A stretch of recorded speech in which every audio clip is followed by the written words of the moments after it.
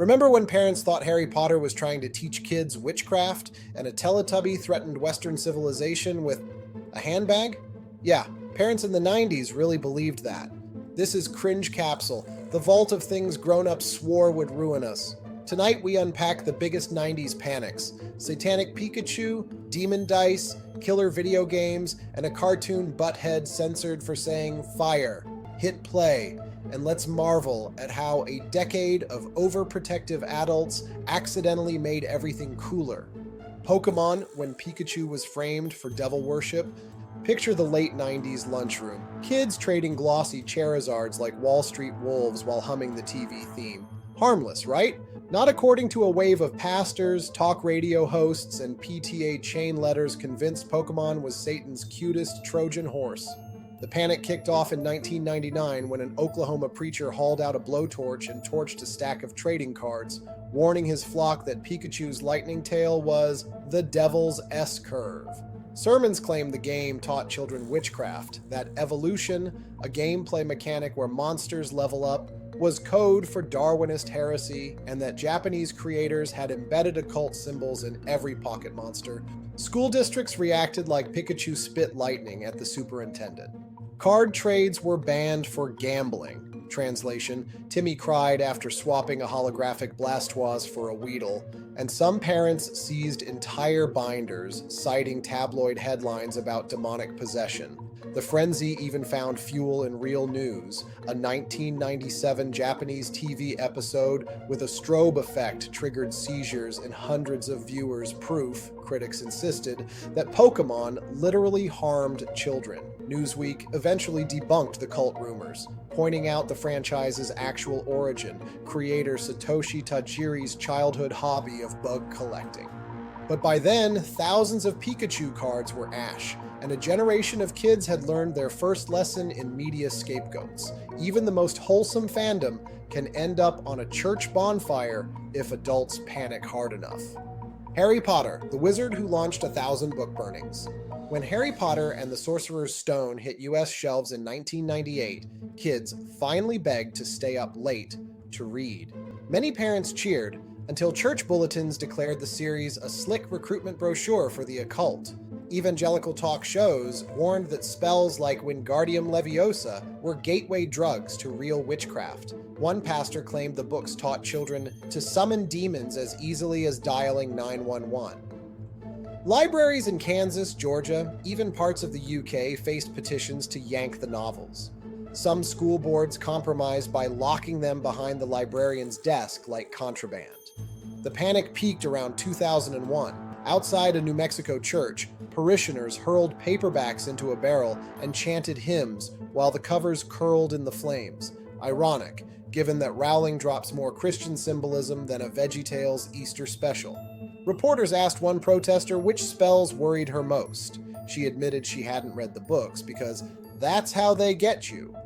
Meanwhile, kids treated the controversy like premium marketing. Nothing stokes curiosity like adults forbidding 700-page tomes. Sales skyrocketed, midnight release parties popped up in strip mall bookstores, and playgrounds buzzed with DIY wand duels made of chopsticks. When Vatican newspaper L'Osservatore Romano eventually praised the series' clear line between good and evil, the moral outrage lost momentum, but not before providing a masterclass in the Streisand effect. Try to ban a book, and you guarantee it ends up dog-eared on every nightstand in town, along with a flashlight under the covers.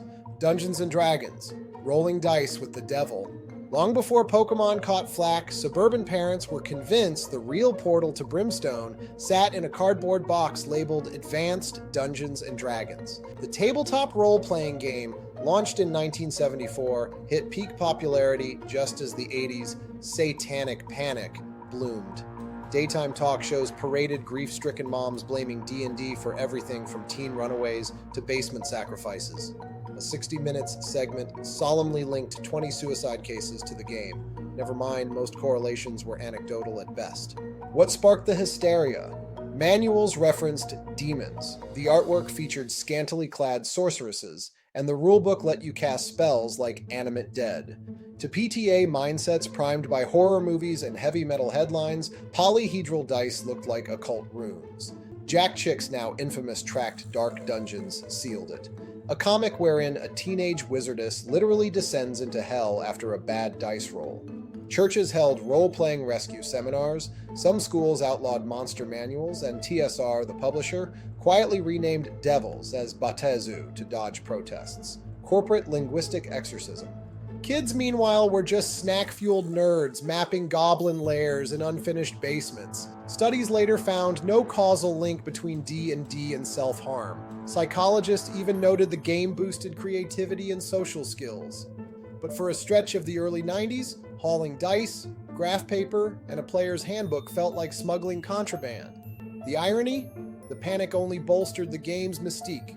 Nothing sells faster to teens than a hardcover parents deem a grimoire, which is why those same monster manuals now sit proudly on adult bookshelves, horns, demons, and all. Violent video games and Columbine when Doom became public enemy. Number 1st of April 1999. 2 students murder classmates at Columbine High School, and within hours, pundits hunt for a simple culprit. They settle on pixels. News anchors air grainy Doom footage while warning the shooter, trained on this murder simulator. Senators brandish Mortal Kombat screenshots on Capitol Hill, 16-bit spines yanked from torsos, declaring games a digital Columbine waiting to happen. Marilyn Manson, whose music the killers barely listened to, is vilified so intensely he cancels concerts and issues public apologies for tragedies he didn't commit. Retailers react by carding for M ratings. Some towns propose outright bans. Parents confiscate controllers as though the A button primes real grenades. Meanwhile, actual researchers scramble for data. Over the next decade, dozens of studies find no causal link between gameplay and violent crime. Japan and South Korea, gaming nirvanas, boast far lower homicide rates than the US. But by then, the ESRB age badges are stamped on every box, a permanent monument to the panic. Kids of the era remember the contradictions. We spent afternoons racking up GoldenEye 007 headshots, then dutifully did homework without plotting felonies. The scare did have one side effect. It turbocharged video game marketing. Nothing hypes a title like Congressional Outrage. Ask Rockstar, which saw Grand Theft Auto 3 sales skyrocket after nightly news condemnations. Lesson learned. When adults blame polygons for society's ills, teens line up to see what the fuss is about, and still make it to math class on Monday. Beavis and Butthead, the cartoon parents tried to mute. MTV's Beavis and Butthead premiered in '93 as a barely animated ode to couch potato stupidity. Within months, it became the media's arson scapegoat. The Flashpoint, an Ohio mother claimed her 5-year-old, who tragically set a fire that killed his sister, had watched Beavis chant, "Fire! Fire!" The detail later proved impossible. The family didn't have cable, but headlines were written and the damage was done. Politicians held press conferences about cartoon pyromania. Advertisers bailed. MTV scrambled. Reruns were pushed to late night. Every use of the word fire was clumsily overdubbed. Fries. And Beavis's lighter disappeared like it had never existed. Editors spent weeks recutting episodes. An intern reportedly kept a tally of 200 plus fiery expletives excised before air. The purge didn't stop local bans. Some cable providers blacked the show out entirely. PTA newsletters warned parents that metal riffs and fart jokes led straight to delinquency. Meanwhile, ratings climbed. Teens found the censorship itself hilarious. Watching Beavis shout random nouns where fire used to be only emphasized the absurdity of the moral panic. Ultimately, studies found no spike in child arson linked to cartoons. MTV quietly restored Fire in later syndication, and creator Mike Judge moved on to King of the Hill, a series that somehow avoided accusations of propane possession. Yet for 90s kids, The Great Cornholio still symbolizes how quickly a single tragic headline can turn a dumb animated laugh track into a national menace, and how fast that menace can morph back into ordinary pop culture once adults move on to the next boogeyman. Teletubbies' Tinky Winky, the purple toddler icon, turned culture war lightning rod. Few shows are more innocuous than Teletubbies, Four plush aliens toddle across pastel hills, speak in baby babble, and hug.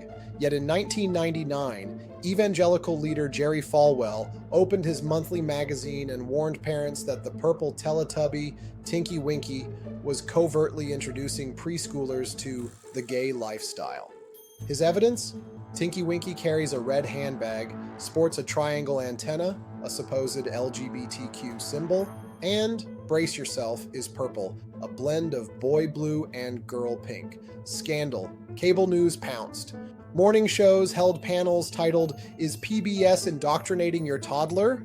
Reporters staked out toy aisles, interviewing confused moms clutching plush tubbies.